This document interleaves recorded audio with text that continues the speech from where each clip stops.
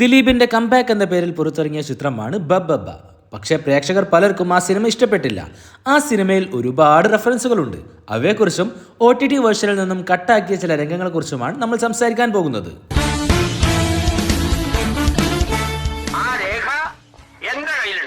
Cinema റിലീസായ ശേഷം ഒരുപാട് വിവാദങ്ങളുണ്ടായിരുന്നു.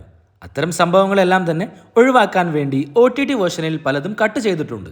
സിനിമയുടെ തുടക്കത്തിൽ ബേസിൽ ജോസഫിന്റെ നരേഷനിൽ തളപതി നഗർ എന്നൊരു സ്ഥലം കാണിക്കുന്നുണ്ട്. എന്നാൽ തിയേറ്റർ വേർഷനിൽ അതങ്ങനെയായിരുന്നില്ല. അത് ദളപതി കോളനി എന്നും കോളനി എന്ന വീടിന് മുകളിൽ ക്രോസ് മാർക്ക് ചെയ്തിട്ടുമാണ് കാണിച്ചത്. ഇതൊന്നും ആയിരുന്നില്ല പ്രധാന വിവാദം. നടിയെ തട്ടിക്കൊണ്ടുപോകൽ കേസിനെ അധിക്ഷേപിക്കും വിധം ഒരു രംഗം സിനിമയിലുണ്ടായിരുന്നു. അതിന്റെ കൂടെ ഒരു ഡബിൾ മീനിങ് അഡൾട്ട് ജോക്കും കൂട്ടിച്ചേർത്തിരുന്നു. നൂറിൻ ഷെരീഫിന്റെ ഭാഗത്തു നിന്നും അത്തരത്തിലൊരു എഴുത്തുണ്ടാകാൻ പാടില്ലായിരുന്നു എന്നാണ് പലരും സോഷ്യൽ മീഡിയ വഴി പ്രതികരിച്ചത്. അതുകൊണ്ടായിരിക്കാം ആ രംഗങ്ങളെല്ലാം തന്നെ OTT വേർഷനിൽ നിന്നും കട്ട് ചെയ്ത് ഒഴിവാക്കി. ധ്യാൻ ശ്രീനിവാസന്റെ ഇൻട്രൊഡക്ഷന് ശേഷമായിരുന്നു ആ രംഗമുണ്ടായിരുന്നത്. അണ്ണന്റെ തട്ടിക്കൊണ്ടുപോകലിന്റെ മുൻകാല എക്സ്പീരിയൻസിനെ കുറിച്ചാണ് അവർ പറയുന്നത്. അവൻ ആദ്യമായിട്ട് കിഡ്നാപ്പ് ചെയ്തത് ലളിതാംബികയായിരുന്നു. തന്റെ കറുത്ത മറുകിന് 100 അഴകാണെന്ന് നാട്ടുകാർ പറയാറുണ്ടായിരുന്ന ലളിതാംബിക. ഈ രണ്ട് രംഗങ്ങൾക്കിടയിൽ ഒരു സ്ത്രീയെ വാനിൽ തട്ടിക്കൊണ്ടുപോകുന്ന രംഗമുണ്ടായിരുന്നു.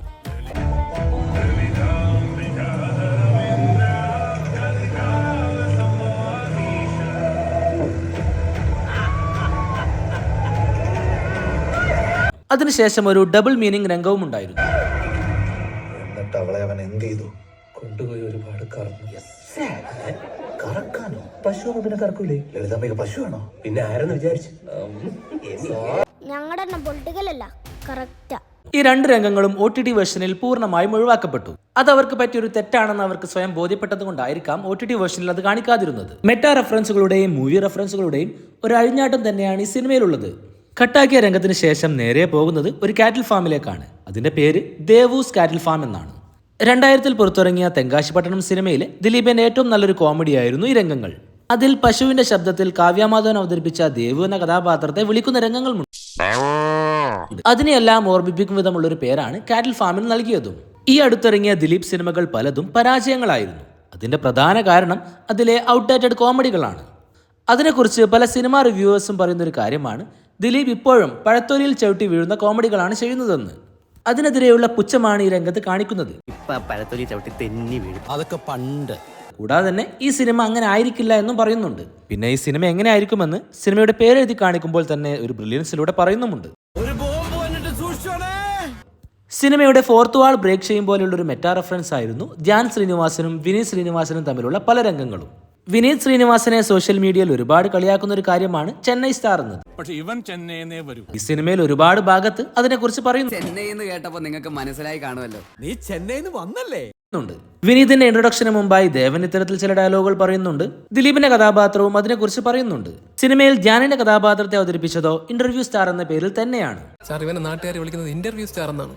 അതിനെക്കുറിച്ചെല്ലാം തന്നെ വിനീതിന്റെ കഥാപാത്രം ഒരുപാട് രംഗങ്ങളിൽ പറയുന്നുണ്ട്. ഞാൻ പുറത്തിറങ്ങി ഒരു ഇന്റർവ്യൂ കൊടുത്താലുണ്ടല്ലോ, സാറിന് ഇന്റർവ്യൂവിന്റെ ഇമ്പാക്ട് അറിയില്ല. അച്ഛൻ ശ്രീനിവാസനെ കുറിച്ചും വിനീത് ശ്രീനിവാസനെ കുറിച്ചുമുള്ള പല കാര്യങ്ങളും ധ്യാൻ ശ്രീനിവാസൻ പല ഇന്റർവ്യൂകളിലും പറയാറുണ്ട്. അതിനെല്ലാം ഓർമ്മിപ്പിക്കും വിധമുള്ള ഡയലോഗുകളാണ് വിനീതിന്റെ കഥാപാത്രത്തിന് ഈ സിനിമയിൽ നൽകിയിട്ടുള്ളത്. സോഷ്യൽ മീഡിയയിൽ വിനീതിനെ കുറിച്ചുള്ള ചില അഭിപ്രായങ്ങളെ കുറിച്ചും ധ്യാനിന്റെ കഥാപാത്രം ഈ സിനിമയിൽ പറയുന്നുണ്ട്. അവൻ ഭൂലോക ഉടായിപ്പാ, അവൻ മാത്രം ഒരു നന്മമരം, നമ്മളൊക്കെ ഉടായിപ്പോ. ആ ശരിയാ. അപ്പൂപ്പൻ ആൻഡ് ദി ബോയ്സിലെ ഫോർഗോട്ടൻ മലയാളം സീരീസിലൂടെ പ്രേക്ഷകർ വീണ്ടും ഏറ്റെടുത്ത 3 താരങ്ങളെ ഈ സിനിമയിൽ കൊണ്ടുവന്നിട്ടുണ്ട്. ദേവനാണ് അതിലൊന്നാമൻ. ദേവൻ അവർ നൽകിയ ദേവ്ജി എന്ന പേര് തന്നെയാണ് സിനിമയിലെ കഥാപാത്രത്തിന് നൽകിയിട്ടുള്ളത്. സോഷ്യൽ മീഡിയയിൽ വൈറലായ ദേവന്റെ ഗോവ എന്ന സിനിമയിലെ ഒരു ഡയലോഗും ഈ സിനിമയിൽ റീക്രിയേറ്റ് ചെയ്തിട്ടുണ്ട്. എനിക്ക് ചില കാര്യങ്ങൾ പറയാനുണ്ട് നിന്നോട്. അതിപ്പോ പറയാൻ കഴിയില്ല. മറ്റൊന്ന് റിയാസ് ഖാനാണ്. റിയാസ് ഖാന് ഒരു DJയുടെ റോളാണ് നൽകിയത്. അദ്ദേഹത്തിന്റെ അടിച്ചു കയറി വാ സ്റ്റൈലിൽ ഒരു ഡയലോഗും ഈ സിനിമയിലുണ്ട്. മറ്റൊരു സ്റ്റാർ അത് വിജയ് മേനോനാണ്. മാഡ് സയന്റിസ്റ്റായി അറിയപ്പെടുന്ന അദ്ദേഹത്തെ ഈ സിനിമയിലും കൊണ്ടുവന്നിട്ടുണ്ട്. ഷെട്ടി അടക്കമുള്ള ഒരുപാട് കഥാപാത്രങ്ങൾക്ക് ശബ്ദം നൽകിയ ആളാണ് വിജയ് മേനോൻ. അദ്ദേഹം ഒരു കാലത്ത് സ്ഥിരം ഡോക്ടറായിട്ടും സൈക്കോ ആയിട്ടും ഒക്കെയാണ് സിനിമയിൽ വരാറുള്ളത്. അതിനെക്കുറിച്ച് ഒരു ഫോർത്ത് വാൾ ബ്രേക്ക് ചെയ്യുന്ന രീതിയിൽ ഒരു രംഗം ഈ സിനിമയിലുണ്ട്. കൂടാതെ അദ്ദേഹത്തിന്റെ ഐക്കോണിക് ഡയലോഗുകളും ഈ സിനിമയിലുണ്ട്. പല ദിലീപ് സിനിമകളുടെയും റെഫറൻസുകൾ ഈ സിനിമയിൽ കാണാം. 2004 പ്രിയദർശൻ ചിത്രമായ വെട്ടത്തിൽ നന്ദു പൊതുവാൾ അവതരിപ്പിച്ച ആ ഒരു കഥാപാത്രത്തെ ഈ സിനിമയിലേക്ക് വീണ്ടും കൊണ്ടുവന്നിട്ടുണ്ട്. അതേ സീനിന്റെയും ഡയലോഗിന്റെയും റീക്രിയേഷൻ ആയിരുന്നു ഈ രംഗത്ത് കാണിച്ചത്.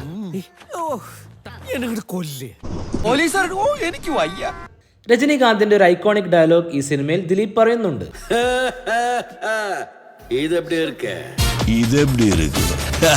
1990 മമ്മൂട്ടി ചിത്രമായ കളിക്കളം സിനിമയിൽ അതിന്റെ ഇന്റർവെൽ പഞ്ച് രംഗം ഇത്തരത്തിലായിരുന്നു. കള്ളൻ പോലീസിനെ വിളിച്ചുകൊണ്ട് ഫോണിലൂടെ സംസാരിക്കുന്ന അതേ ഒരു ഡയലോഗ് തന്നെയാണ് ഈ സിനിമയിൽ ദിലീപും പറയുന്നത്. மீண்டும் சந்திக்கும் வரை வணக்கம். ദിലീപിന്റെ മാസ് കഥാപാത്രങ്ങൾ എടുക്കുകയാണെങ്കിൽ അതിൽ ഏറ്റവും പ്രധാനപ്പെട്ടതാണ് 2004 ജോഷി സംവിധാനം ചെയ്ത റൺവേയിലെ വാളയാർ പരമശിവം. ഈ സിനിമയിൽ നായകന്റെ ഇൻട്രൊഡക്ഷനിൽ തന്നെ ഒരു ലോറി കാണിക്കുന്നുണ്ട്. അതിൽ വാളയാർ എന്ന് എഴുതിയിരിക്കുന്നത് കാണാം. കൂടാതെ റൺവേ സിനിമയിലെ ഒരു രംഗം അങ്ങനെ തന്നെ ഈ സിനിമയിൽ റീക്രിയേറ്റ് ചെയ്തിട്ടുണ്ട്. ചഞ്ചൽ എന്ന പേരുള്ള ഒരു ലോറിയുടെ മുമ്പിൽ ജിപ്സിയുമായി വരുന്ന വാളയാർ പരമശിവത്തിന്റെ രംഗം നാം ഓർക്കുന്നതാണ്.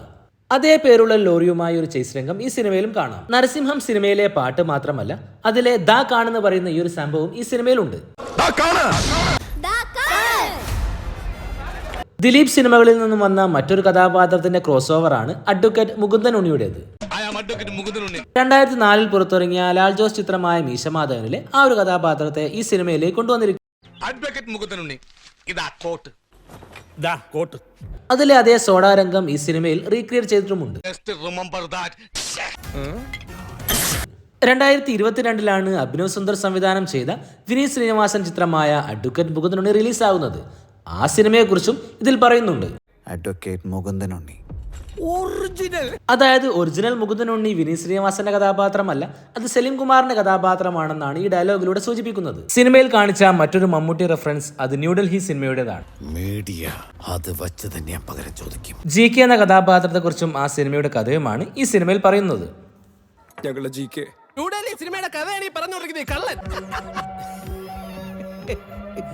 പിന്നീടാണ് സിനിമയിലേക്ക് മോഹൻലാലിന്റെ കഥാപാത്രം വരുന്നത്. അവിടെ നിന്ന് അങ്ങോട്ട് സിനിമയിൽ പല മോഹൻലാൽ സിനിമകളുടെയും റെഫറൻസുകളാണ്. ലൂസിഫർ സിനിമയിലെ ഒരേ ഒരു രാജാവ് ഡയലോഗ് ഉണ്ട്. അവരുടെ ഒരേ ഒരു രാജാവായിരുന്നു. ഒരേ ഒരു രാജാവ്. ഒരു കാരണവുമില്ലാതെ മുണ്ടുമടക്കി കുത്തലും മീശപിരിയും സിനിമയിൽ കാണിക്കുന്നുണ്ട്. രാവണപ്രഭു സിനിമയിലെ 2 റെഫറൻസുകളാണ് സിനിമയിൽ ചേർത്തിട്ടുള്ളത്. അതിലൊന്ന് ഈ ഒരു രംഗമാണ്.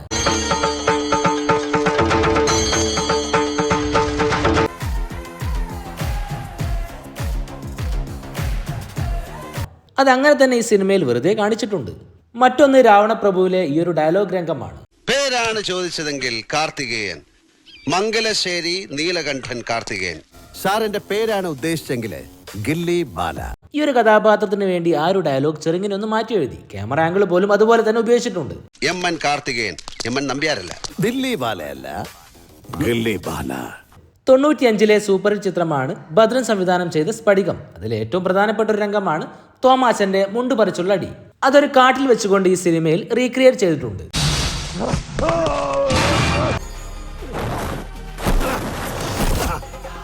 സോഷ്യൽ മീഡിയയിൽ വൈറലായി മാറിയ മോഹൻലാലിന്റെ ഒരു ഡാൻസ് രംഗമായിരുന്നു ഒന്നാമൻ സിനിമയിലെ ഈ ഒരു രംഗം.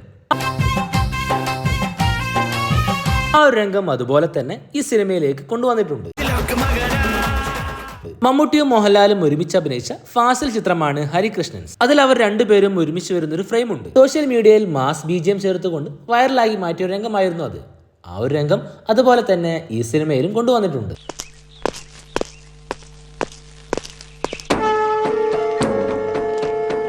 മോഹൻലാലിന്റെ കൈ പോലും അഭിനയിക്കുമെന്ന് പറയുന്ന ഒരു രംഗമാണ് ദശരഥം സിനിമയിലെ ഈ രംഗം.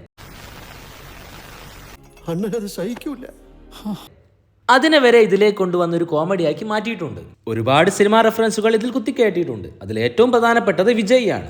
2004 പുറത്തിറങ്ങിയ വിജയുടെ ഗില്ലിയാണ് അതിൽ ഏറ്റവും പ്രധാനപ്പെട്ട ഒന്ന്.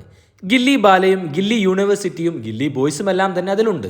മറ്റൊന്ന്, ഈ സിനിമയിൽ ഒരുപാട് സിനിമകളിലെ വാഹനങ്ങൾ ഉപയോഗിച്ചിട്ടുണ്ട്. ദിലീപിന്റെ പേരെഴുതി കാണിക്കുമ്പോൾ ദിലീപ് പണ്ട് അഭിനയിച്ച സിനിമകളിലെ വാഹനങ്ങളെല്ലാം തന്നെ ഒരുമിച്ച് പോകുന്നതായി കാണിക്കുന്നുണ്ട്. പറക്കും തളികയിലെ താമരാക്ഷൻ പിള്ളയുണ്ട്, കൊച്ചി രാജാവിലെ ഓട്ടയുണ്ട്, റൺവേയിലെ ഈ ഒരു ജിപ്സി ഉണ്ട്. അതുപോലെ തന്നെ മിസ്റ്റർ ബട്ടർ സിനിമയിൽ ഉപയോഗിച്ച ഈ ഒരു കാറ് പോലും അതിൽ കാണിക്കുന്നുണ്ട്. സിനിമ മുഴുവനായിട്ടും വിജയ് സിനിമയിൽ ഗില്ലി ഉപയോഗിച്ച വാഹനം എന്ന പേരിലാണ് ഈ ഒരു വാഹനത്തെ സിനിമയിൽ കാണിക്കുന്നത്. സിനിമയിൽ മൂസ കാർ കാണിക്കുന്നുണ്ട്.